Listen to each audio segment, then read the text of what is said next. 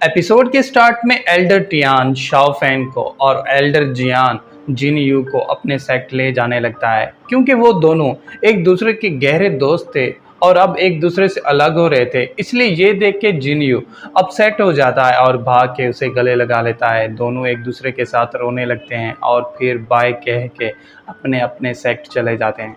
अब जैसे ही Shao fan Everest sect पहुंचता है तो उसकी मुलाकात कुछ लड़कों से होती है जो कि एवरेस्ट सेक्ट के स्टूडेंट होते हैं। क्योंकि शाओ फैन बहुत ही कमज़ोर था इसलिए ये देख के वो उसका मजाक उड़ाने लगते हैं और उसकी सोड छीन के उसे तंग करने लगते हैं। तभी एल्डर टियान की बेटी वहां आ जाती है जिसका नाम लिंगर होता है। क्योंकि वो सब शाओ फैन को तंग कर रहे थे इसलिए ये देख के लिंगर गुस्सा हो जाती है और उन्हें बताती है कि अगर तुम सब ने दोबारा शाओ फैन को तंग किया तो मैं ये सब अपने फादर को बता दूंगी और वो तुम सबकी खाल खींच लेंगे। तभी एवरेस्ट सेक्ट का मास्टर वहां आ जाता है जिसका नाम टेन यू होता है।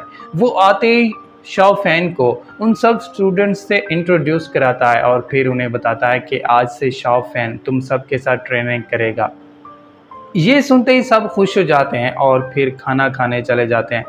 जिसके बाद रिवील होता है कि एल्डर टियान बहुत ही भला इंसान है। वो सब स्टूडेंट्स को अपनी औलाद समझता है और उन्हें अपने साथ एक ही टेबल पे खाना खिलाता है। इसी बीच वो सब एक साथ बैठ के खाना खा रहे होते हैं। तभी एल्डर टियान उन सबको बताता है कि कल से तुम सब शाओ फैन की ट्रेनिंग स्टार्ट कर दो ताकि वो जल्द से जल्द स्ट्रॉन्ग बन सके। ये कहते ही एल्डर टियान अपनी बीवी के साथ वहाँ से चला जाता है। अब जैसे ही एल्डर टियान वहाँ से जाता है तो लिंगर फ़ौरन खड़ी हो जाती है और उन सबको बताती है कि कल से मैं खुद शाओ फैन के साथ ट्रेनिंग करूँगी और जो कोई भी उसे तंग करने की कोशिश करेगा मैं उसकी खाल खींच लूँगी। क्योंकि उन सब से गलती हो गई थी और वो सब अपनी गलती पे शर्मिंदा भी थे इसलिए ये देख के वो सब शाओ फैन से माफ़ी मांगने लगते हैं और अपने खाने को उसे दे देते हैं और फिर उसे अपना छोटा भाई बना लेते हैं।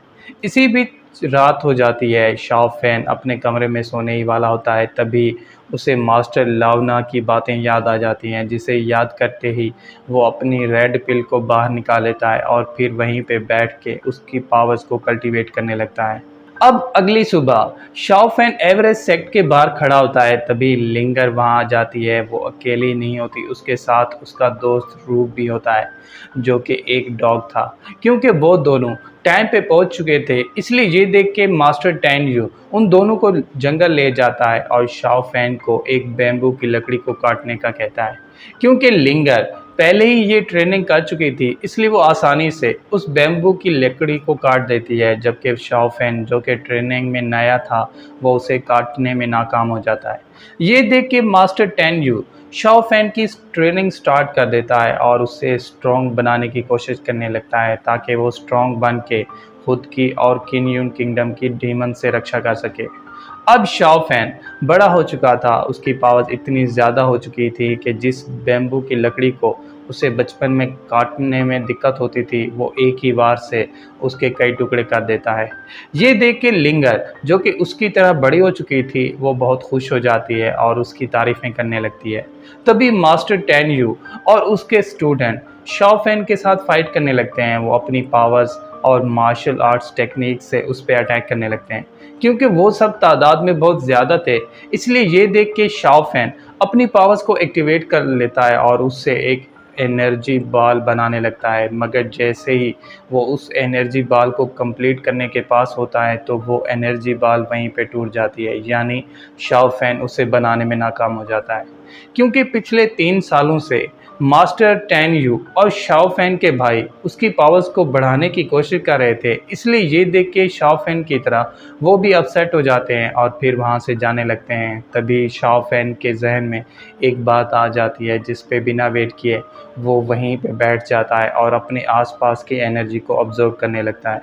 सिर्फ यही नहीं, वो अपने आसपास की एनर्जी बॉल के अंदर ट्रांसफ़र कर देता है जिससे वो एनर्जी बॉल वहीं पे कंप्लीट हो जाती है और शाओ फैन उसकी पावर्स को अपनी बॉडी के अंदर अब्जॉर्व कर लेता है। ये देखते ही मास्टर टैन यू और उसके भाई बहुत खुश हो जाते हैं और उसे बधाई देने लगते हैं। तभी एल्डर टियान वहाँ जाता है और आते ही शाओफैन पे गुस्सा होने लगता है और फिर उसे कहता है कि हमारे खाने का टाइम हो गया है, इसलिए फ़ौरन हम सब के लिए खाना बनाओ।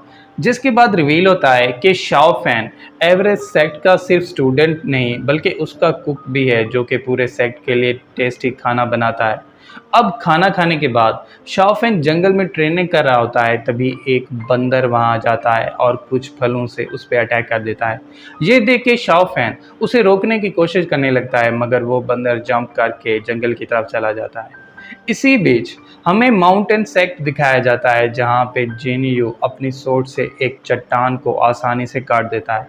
क्योंकि वो माउंटेन सेक्ट का पावरफुल स्टूडेंट बन चुका था, इसलिए ये देख के माउंटेन सेक्ट का सीनियर स्टूडेंट यानी लिन उसे फाइट के लिए चैलेंज कर देता है, जिस पे बिना वेट किए वो दोनों एक दूसरे के साथ फाइट करने लगते हैं। हालांकि लिन के अटैक्स बहुत पावरफुल थे, मगर जिनयू अपनी पावर्स से आसानी से उसे हरा देता है। तभी उस ग्रुप का लीडर वहां आ जाता है, जिसका नाम लियान होता है।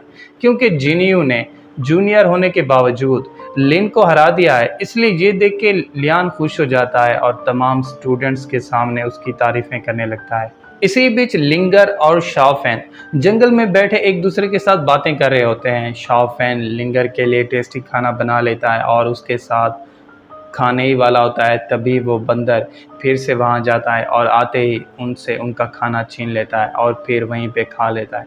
क्योंकि वो खाना शाओफैन ने सिर्फ लिंगर के लिए बनाया था और उसे उस बंदर ने खा लिया है, इसलिए ये देख के लिंगर गुस्सा हो जाती है और अपनी पावर्स को एक्टिवेट करके उस बंदर का पीछा करने लगती है। क्योंकि वो बंदर बहुत छोटा था, इसलिए वो आसानी से झाड़ियों पे जंप करके आगे चला जाता है, जबकि लिंगर और शाओफैन जो कि बहुत बड़े थे वो उन झाड़ियों से टकरा जाते हैं और फिर नीचे गिर जाते हैं। क्योंकि वो बंदर उनका मजाक उड़ा रहा था, इसलिए ये देख के लिंगर और ज़्यादा गुस्सा हो जाती है और शाओफैन को लेके फिर से उस बंदर का पीछा करने लगती है। क्योंकि शाओफैन उस बंदर को हर्ट नहीं करना चाहता था, इसलिए ये देख के वो लिंगर को उसका पीछा करने से रोकने लगता है, मगर लिंगर उसे वहीं पे उतार के खुद आगे चली जाती है। तभी शाओफैन को लिंगर के चिल्लाने की आवाज़ सुनाई देती है। ये सुनते ही शाओफैन फौरन आगे चला जाता है, मगर उसके सामने एक खाई आ जाती है। क्योंकि लिंगर की जान खतरे में थी, इसलिए ये देख के शाओफैन उस खाई के नीचे चला जाता है और लिंगर को ढूंढने की कोशिश करने लगता है। तभी वो रेड पिल जो कि उसकी बॉडी के अंदर थी वो हिलने लगती है, जिससे शाओफैन को तकलीफ होने लगती है। तभी शाओफैन की नज़र लिंगर पे पड़ती है, जो कि एक तालाब के पास बेहोश पड़ी होती है। ये देख के शाओफैन फौरन उसके पास चला जाता है, मगर जैसे ही वो उसके पास पहुंचता है तो उसे चक्कर आना शुरू हो जाते हैं, यानी शाओफैन बेहोश होने लगता है। ये देख के शाओफैन हिम्मत करके लिंगर के पास चला जाता है और उसे उठा के उस तालाब से दूर ले जाता है। तभी वो बंदर जो कि उसे तंग कर रहा था वो भी वहाँ पे पड़ा होता है और उससे हेल्प मांगने लगता है। ये देख के शाओफैन उसके पास भी चला जाता है और उसे उठा के उस तालाब से दूर ले जाने लगता है। तभी उस तालाब की एनर्जी एक्टिवेट हो जाती है, जिससे वो शाओफैन की रेड पिल को अपनी तरफ खींचने लगती है। क्योंकि इससे उस बंदर की जान को खतरा हो सकता था, इसलिए ये देख के शाओफैन उस बंदर को लिंगर की तरफ फेंक देता है और खुद उस पिल के साथ तालाब के अंदर चला जाता है। क्योंकि इंसानों को पानी में सांस लेने में दिक्कत होती है, इसलिए ये देख के शाओफैन अपनी पावर्स को एक्टिवेट कर लेता है और उससे अपने ऊपर एक बैरियर बना लेता है, जिससे वो आसानी से पानी में सांस लेने लगता है। तभी उस तालाब की गहराई से एक छड़ी बाहर आ जाती है और आते ही उस रेड पिल के साथ खड़ी हो जाती है। सिर्फ यही नहीं, वो छड़ी उस रेड पिल को अपनी तरफ खींच लेती है और उसे अपने साथ कंबाइन करने लगती है, जिससे उन दोनों की पावर शाओफैन के अंदर ट्रांसफ़र हो जाती है और शाओफैन उन दोनों की एनर्जी से वहीं पे बेहोश हो जाता है। और इसके साथ ही पार्ट 4, 5 और 6 यहीं पे एंड हो जाते हैं। तो दोस्तों, अगर आपको पार्ट 4, 5 और 6 की एक्सप्लेनेशन अच्छी लगी हो तो चैनल को सब्सक्राइब और वीडियो को लाइक ज़रूर कीजिएगा। और अगर आप चाहते हैं कि मैं आगे के पार्ट्स को भी एक्सप्लेन करूं तो कमेंट करके ज़रूर बताइएगा। Thank you.